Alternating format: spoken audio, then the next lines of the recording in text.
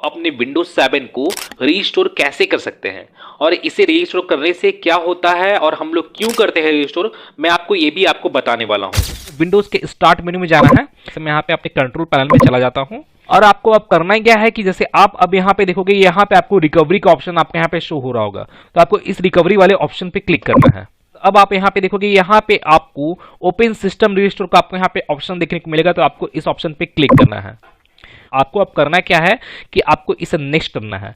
और नेक्स्ट करने से पहले मैं आपको बता दूं कि हम लोग यहाँ पे रीस्टोर क्यों करते हैं और इसे करने से क्या फायदा होता है। तो गाइस, जैसे मैं आपको बताता हूं, जैसे मान के चलिए कि आपके विंडोज में, आपके विंडोज 7 में कुछ प्रॉब्लम आया है, किस तरह का कोई प्रॉब्लम आया है, सॉफ्टवेयर के रिगार्डिंग किस तरह का कोई प्रॉब्लम आया है आपके विंडोज 7 में, और वो प्रॉब्लम आ जाया है। और ये जो प्रॉब्लम आया है, ये प्रॉब्लम येस्टरडे को ये प्रॉब्लम नहीं था, माने कल ये प्रॉब्लम नहीं था और ये प्रॉब्लम आ जाया है। तो यहाँ पे रीस्टोर करने से क्या होगा कि आप अपने यहाँ पे सिस्टम को रीस्टोर करोगे तो आपका जो सिस्टम है वो 2-3 दिन पीछे चला जाएगा, माने पास्ट में चला जाएगा। माने आप यहाँ पे रीस्टोर करने के दौरान आप यहाँ पे जो भी डेट और टाइम आप यहाँ पे सेलेक्ट करोगे, सेट करोगे, उस डेट और टाइम के अकॉर्डिंग जो आपका सिस्टम है, आपका जो ऑपरेटिंग सिस्टम है विंडोज 7 जो है, वो उतने दिन पीछे चला जाएगा, मैंने पास्ट में चला जाएगा। और पास्ट में जाने का मतलब ये है कि पास्ट में 2-3 दिन पीछे आपका जो ये प्रॉब्लम नहीं था, तो आपका ये प्रॉब्लम आपका सॉल्व हो जाएगा। मैंने 2-3 दिन पीछे जाने का मतलब ये है कि आपका विंडोज 7 पहले 2-3 दिन पीछे जैसा भी था वो एज इट इज वैसा ही हो जाएगा।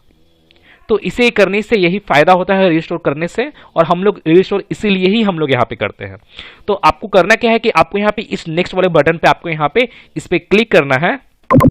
और क्लिक करने के बाद अब आप यहाँ पे देखोगे, यहाँ पे आपको बहुत सारा हो सकता है आपको यहाँ पे डेट देखने को मिल जाए। जैसे यहाँ पे मेरा कुछ यहाँ पे डेट शो हो रहा है, 5 to 6 या 7 डेट्स यहाँ पे शो हो रहे हैं।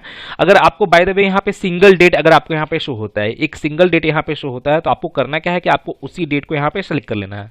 अगर आपको यहाँ पे बहुत सारा आपको यहाँ पे डेट शो हो रहा है, जैसे यहाँ पे मेरा जैसे शो हो रहा है, तो आपको करना क्या है कि आज के डेट के नियरली आपको यहाँ पे जो भी डेट आपको यहाँ पे शो होता है आज के डेट के नियरली, तो आपको उस डेट को यहाँ पे सिलेक्ट कर लेना है। जैसे मैं यहाँ पे इस फर्स्ट वाले डेट को ही सिलेक्ट करता हूँ।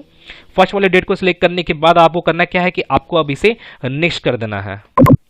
नेक्स्ट करने के बाद आपको करना क्या है कि आपको यहाँ पे अपने सी ड्राइव को यहाँ पे सिलेक्ट करना है, और सिलेक्ट करने के बाद आपको यहाँ पे इसे फिनिश कर देना है। और फिनिश करने के बाद जो आपका रीस्टोर से रिलेटेड जो प्रोसेस है वो प्रोसेस स्टार्ट हो जाएगा। और मैं आपको बता दूं कि किन्हीं लोगों का रीस्टोर होने में 30 मिनट का भी टाइम लगता है, किन्हीं लोगों का 1 आवर का भी टाइम लगता है, किन्हीं लोगों का 2 आवर, 3 आवर, 4 आवर का भी टाइम लग जाता है। तो आपको यहाँ पे जरा पेशेंस रखना है और आपको यहाँ पे अपने सिस्टम को, मैंने अपने विंडोज 7 को कंप्लीटली रीस्टोर कर लेना है।